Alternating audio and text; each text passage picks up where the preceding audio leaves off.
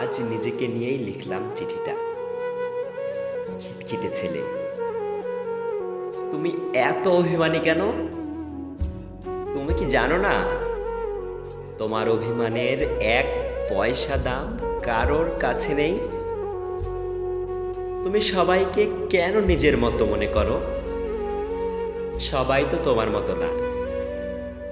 সবাইকে কেন তুমি এত ভালোবাসো? কই, কেউ তো তোমাকে ভালোবাসে না। তুমি কেন আশা করো তোমার মন খারাপে কেউ না কেউ তোমার মন ভালো করে দেবে? কেন?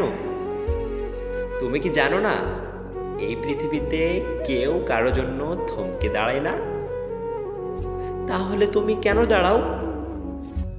আসলে তুমি একদম ব্যাকডেট, আর আমি স্মার্ট,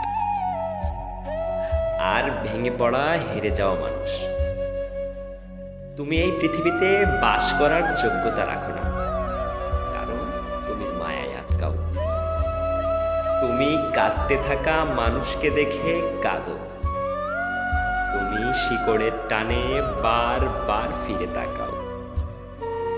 তোমার মতো বোকা ও নরম মানুষের জন্য এই পৃথিবীটা অনেক কঠিন।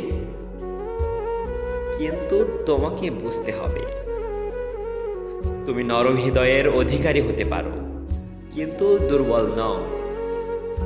তোমার মতো হাজারটা ছেলে আছে, মনে রেখো, তুমি পুরুষ, তুমি শক্তি, তুমি পবিত্র।